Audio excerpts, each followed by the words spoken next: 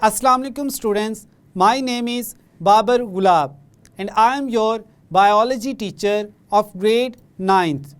Today we will discuss osmosis and guard cells. We will also explain applications of knowledge about semi-permeable membrane. To understand this concept, let's move towards the whiteboard. Chapter number 4, lecture number 4.29. Students, आज के lecture में हम explain करेंगे osmosis and guard cells और साथ ही साथ हम देखेंगे application of knowledge about semi permeable membrane कि यानी सेमी परमिएबल मेम्ब्रेन की हेल्प से जो हम डिफरेंट फील्ड्स में एडवांटेजेस गेन कर रहे हैं वो कौन कौन से हैं। तो हम स्टार्ट करते हैं ऑस्मोसिस एंड गार्ड सेल से। स्टूडेंट, प्रीवियस लेक्चर में हमने ऑस्मोसिस को एक्सप्लेन किया था, उसको ब्रीफली देख लेते हैं। इसके अगर डेफिनेशन देखें, हम कहते हैं द मूवमेंट ऑफ वाटर यानी वाटर की movement across the semi permeable membrane, ऐसी मेम्ब्रेन जो कुछ मटेरियल्स को अलाउ करे पास आउट होने के लिए जबकि कुछ को ना करे। तो इस तरह की मेम्ब्रेन को हम कहते हैं semi permeable membrane or selectively permeable membrane.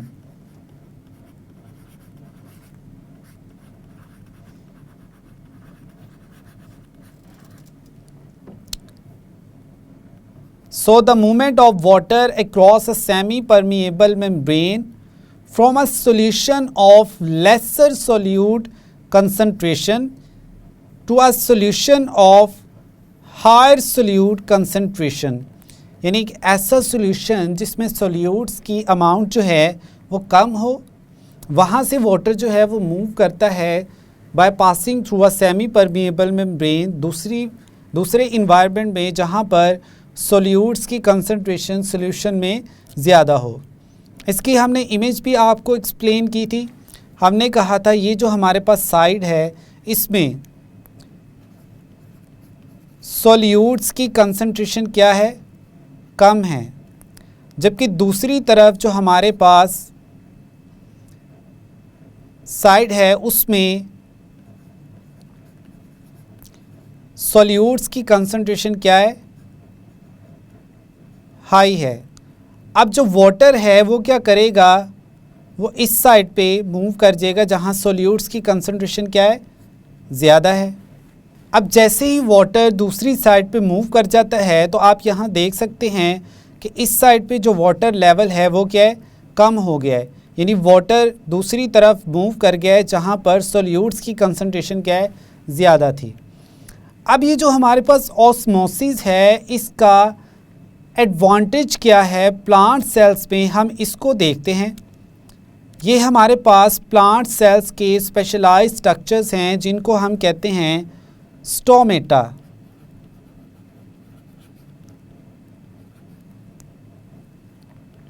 हम स्टोमेटा स्ट्रक्चर्स जो हैं उनमें देखेंगे कि वाटर जो है उसकी मूवमेंट ऑस्मोसिस के थ्रू किस तरह से अपना रोल प्ले करती है। ये स्टूडेंट्स हमारे पास जो हैं इनको हम कहते हैं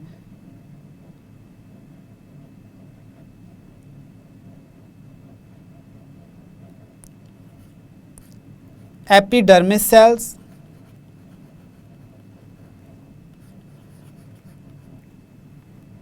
अगर एक जनरलाइज स्ट्रक्चर में देखा जाए तो उसमें ये फॉर एग्जांपल एपिडर्मिस सेल्स हैं। तो यहाँ पर जो है स्टोमेटा इस तरह से एपिडर्मिस में प्रेजेंट होते हैं, लोअर एपिडर्मिस में भी प्रेजेंट हो सकते हैं और अपर एपिडर्मिस जो है उसमें भी प्रेजेंट हो सकते हैं। ये हमारे पास क्या है, स्टोमेटा, जिसको हमने मैग्नीफाई करके यहाँ पर आपको शो किया है। अब ये जो स्टोमेटा हैं ड्यूरिंग डे टाइम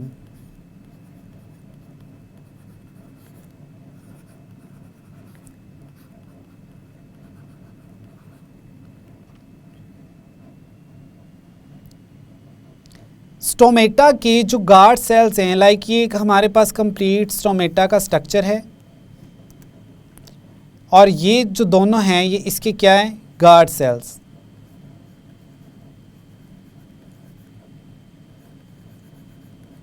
अब ये जो गार्ड सेल्स हैं इनमें ग्लूकोज की सिंथेसिस होती है, यानी इनमें ग्लूकोज बनता है और ग्लूकोज जो है वो इसमें स्टोर हो जाता है। जैसे ही इसमें ग्लूकोज की स्टोरेज होती है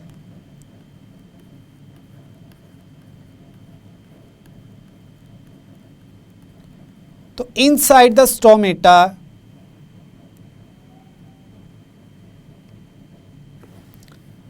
वाटर जो है वो क्या हो जाएगा, सो इनसाइड द स्टोमेटा जो सोल्यूट्स हैं वो क्या हो जाएंगे, ज़्यादा हो जाएंगे। तो जो सराउंडिंग में वाटर है वो भी इन गार्ड सेल्स में मूव कर जाएगा।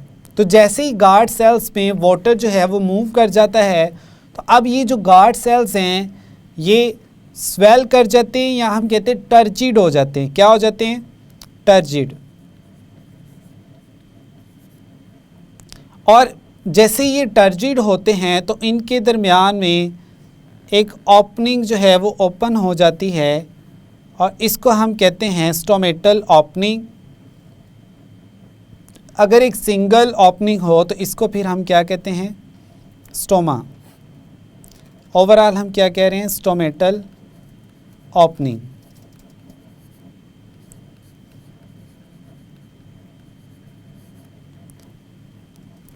तो ये है स्टूडेंट्स कि वाटर किस तरह से ऑस्मोसिस के थ्रू इन गार्ड सेल्स में मूव कर जाता है और ये टर्जिड होते हैं और ये जो स्टोमेटल ओपनिंग्स हैं ये ओपन हो जाती हैं। और ड्यूरिंग नाइट टाइम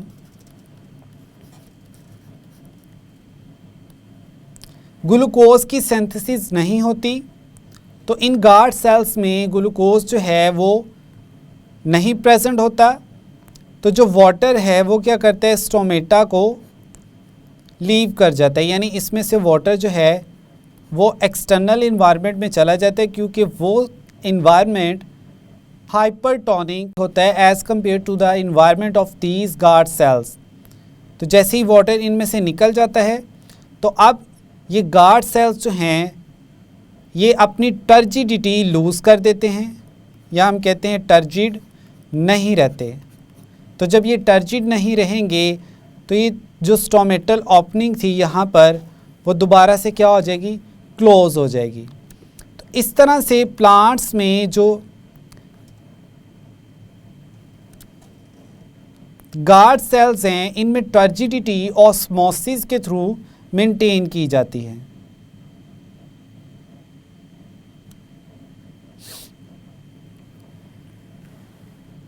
अब ये जो स्टोमेटा के गार्ड सेल्स हैं ये क्या हो जाएंगे, फ्लैसिड हो जाएंगे।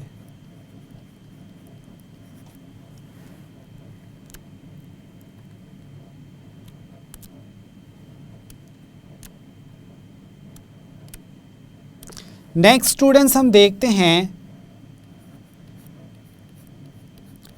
एप्लीकेशन ऑफ नॉलेज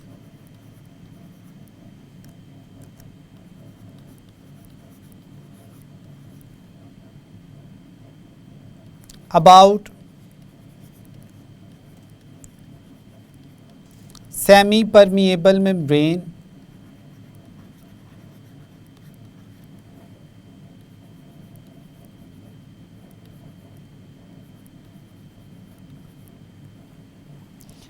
अब जो सेमी परमिएबल्स मेम्ब्रेन है हमने इनके बारे में कहा कि ये कुछ मटेरियल्स को या सब्सटेंसेस को पास आउट होने देती हैं जबकि कुछ को नहीं।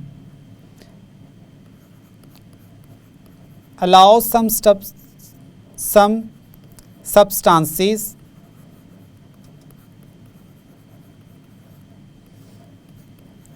to pass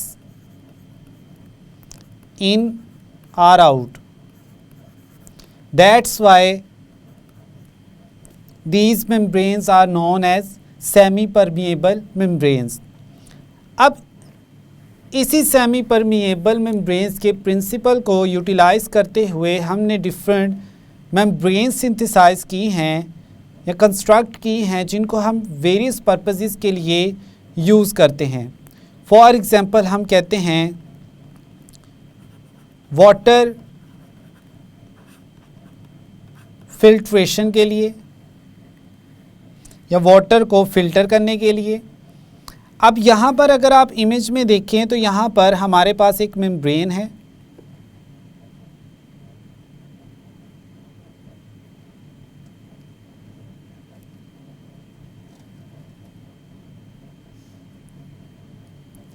अब इस मेम्ब्रेन में स्पेसिफिक पोर्स प्रेजेंट हैं.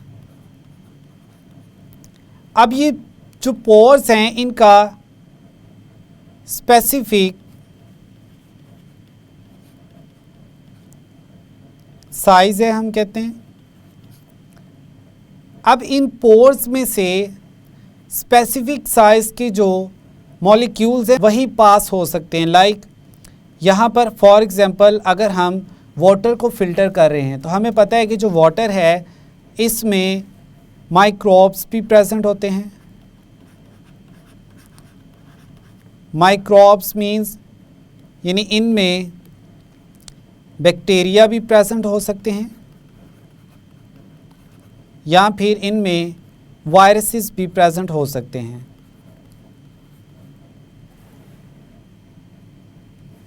अब लेट्स सपोज ये हमारे पास बैक्टीरिया हैं. बैक्टीरिया जो हैं वो लार्जर इन साइज़ होते हैं as compare to the viruses. तो इस मेम्ब्रेन में से जो हैं ये बैक्टीरिया पास नहीं होते. वाटर जो है इस तरह से मेम्ब्रेन की हेल्प से हम प्यूरिफाई कर लेते हैं.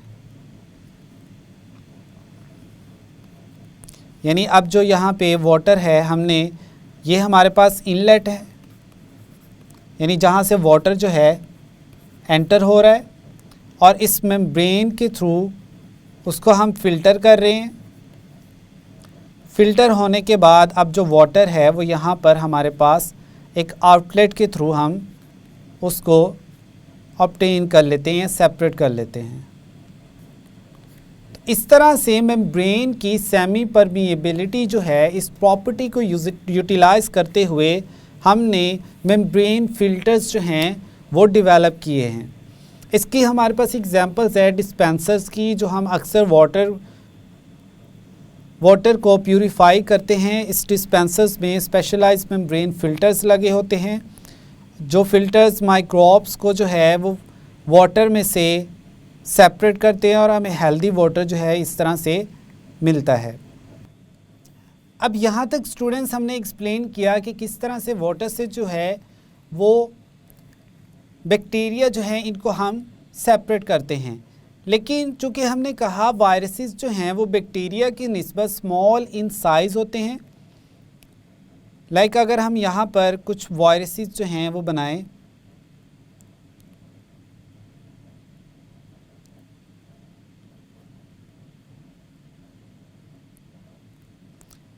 चूँकि ये वायरसेस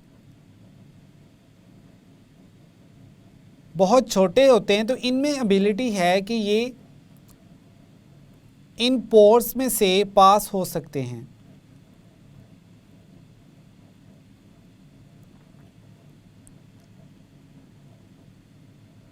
तो ये जो मेम्ब्रेन फ़िल्टर्स हैं ये मोस्टली हम यूज़ करते हैं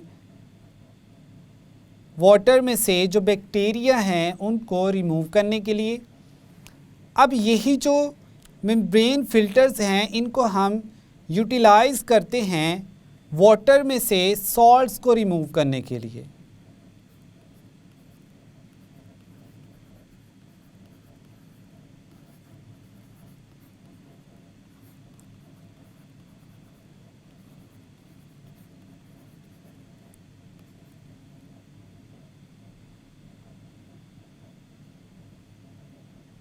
अब सॉल्ट्स को वाटर से जिस प्रोसेस के थ्रू रिमूव किया जाता है उसको हम कहते हैं रिवर्स ऑफ ऑस्मोसिस।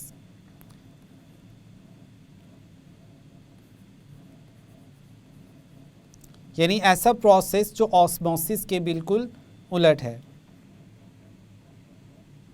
तो ये थे स्टूडेंट्स हमारे पास डिफरेंट प्रोसेसेस लाइक ऑस्मोसिस और उसका रोल गार्ड सेल्स में।